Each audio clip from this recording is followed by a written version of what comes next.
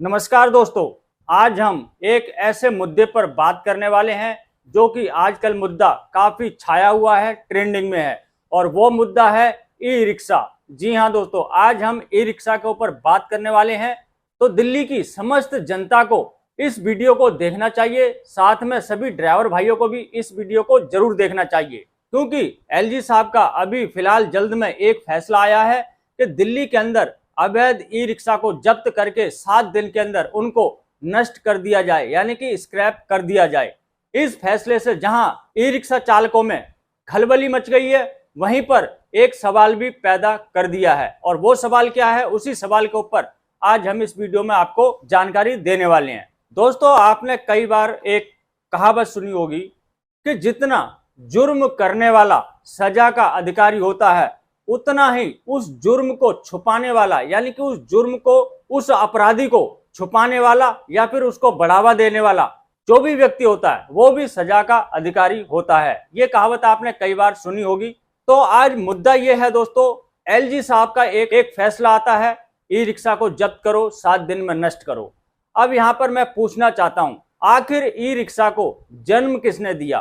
कौन है e rickshaw का जन्मदाता? क्या लाखों की संख्या में दिल्ली के अंदर जो अवैध रिक्शे चल रहे हैं, क्या वो एक दिन में बन गए या 2 दिन में बन गए या 6 महीने में बन गए? आप जानते हैं इतनी बड़ी संख्या में अवैध ई रिक्शा, यानी कि जुगाड़ू ई रिक्शा, इतनी जल्दी नहीं बन सकते। इनको बनने में काफी टाइम लगा होगा, चलने में काफी टाइम लगा होगा। जो आज इनकी संख्या है वो लाखों में है। तो ये इतनी संख्या में ई रिक्शा एकदम से तो नहीं बन गए, एकदम से तो नहीं चलने लग गए, ये काफी समय पूर्व से ही चल रहे हैं। तो सवाल यहाँ पर यह उठता है, जब ई रिक्शा के खिलाफ ये फैसला आता है कि इनको जब्त कीजिए, इनको नष्ट कीजिए, ठीक है, बहुत अच्छा फैसला है, मैं इसका स्वागत करता हूं और शायद दिल्ली की तमाम जो जनता है वो इसका स्वागत जरूर करती है, क्योंकि अवैध चीज जो अवैध होती है वो अवैध ही रहती है, इससे खतरे भी रहते हैं। और ये जो एलजी साहब का फैसला है, अच्छा फैसला है, काबिल तारीफ फैसला है। लेकिन यहाँ पे सवाल ये होता है, इन ई रिक्शा चालकों को बढ़ावा किसने दिया? आखिर कौन वो लोग हैं जिन्होंने इनको नजरअंदाज किया, जिन्होंने इनको चलने की इजाजत दी? आज की डेट में अगर आप देखेंगे, जो जुगाड़ू ई रिक्शे होते हैं, चाहे रजिस्टर्ड ई रिक्शे भी आप ले लीजिए, 236 सड़कें इनके लिए बैन कर रखी हैं, वहां पर भी ये खूब चलते हैं।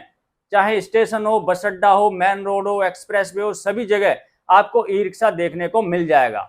इन पे किसी भी प्रकार की कुछ दिन पहले तक कार्रवाई नहीं होती थी। आखिर क्यों? कौन है इसका जिम्मेदार? क्यों नहीं होती थी इन पे कार्रवाई? किसने इन अवैध ई रिक्शाओं को संरक्षण दे रखा था? सवाल लाजमी है दोस्तों। इतनी बड़ी संख्या में दिल्ली के अंदर जब अवैध ई रिक्शे चलते हैं तो ये गली मोहल्लों में तो नहीं चलते, सड़कों पर चलते हैं, रेलवे स्टेशन, बस अड्डे, सभी जगह आपको देखने को मिल जाएंगे। हर सरकारी दफ्तर के बाहर ये चक्कर काटते हुए नजर आएंगे, यहाँ तक कि थाना, पुलिस, कचहरी, उनके सामने भी ये नजर आएंगे।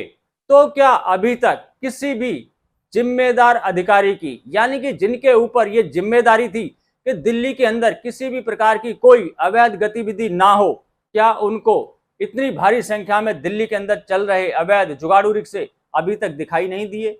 और अगर ये दिखाई दिए थे तो फिर इन पर अभी तक कार्रवाई क्यों नहीं हुई? आखिर क्या है इसके पीछे की कहानी? इसके पीछे की कहानी दोस्तों मैं कई चैनलों पे देख चुका हूं और दिल्ली की जनता भी जानती है ये कैसे चलते हैं, कौन इनको बढ़ावा देता है, किसका इनको संरक्षण मिलता है।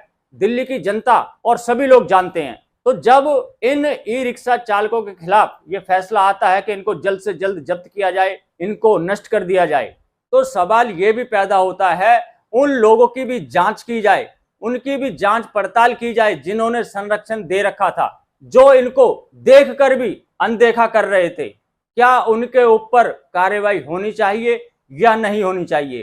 क्योंकि जुर्म करने वाला और जुर्म को बढ़ावा देने वाला दोनों ही सजा के अधिकारी होते हैं।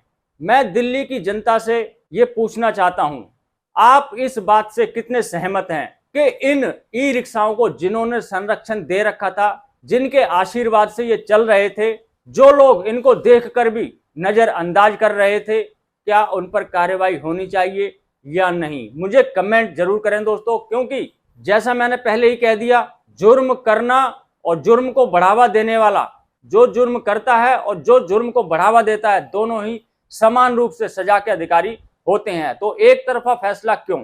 सिर्फ ई रिक्शा को जब्त करके नष्ट करने का फैसला क्यों? कार्रवाई उन लोगों पर भी होनी चाहिए जिन्होंने संरक्षण दिया, जिन्होंने नजरअंदाज किया, जिन्होंने इनको चलने की खुली छूट दी। कितने लोग मेरी इस बात से सहमत हैं, मुझे कमेंट करके जरूर बताएं। और मैं सभी ई रिक्शा चालकों से कहना चाहता हूं, मैंने पहले भी आपको बताया है कि अगर आप ई रिक्शा लेना चाहते हैं, अपना रोजगार करना चाहते हैं, अपना घर परिवार चलाना चाहते हैं, तो आप सस्ते के लालच में ये जुगाड़ू असेंबल किया हुआ रिक्शा ना लें, क्योंकि ये पैसा आपका बर्बाद जाने वाला है।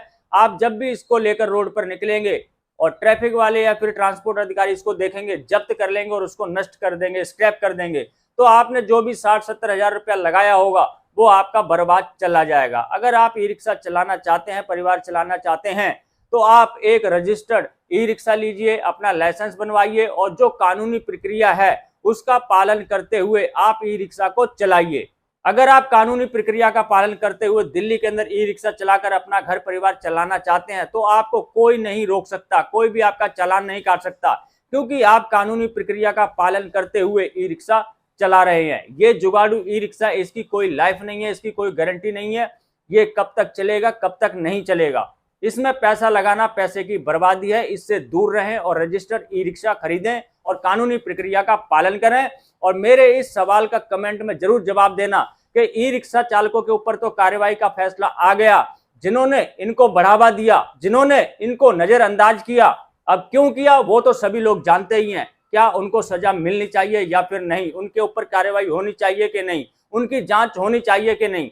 आशा करता हूं कि आप इस पर कमेंट जरूर करेंगे और मुझे जानकारी जरूर देंगे। तो बस इसी आशा के साथ दोस्तों मैं इस वीडियो करता हूं यहीं पे समाप्त। मिलेंगे किसी और जानकारी से भरपूर वीडियो में, तब तक के लिए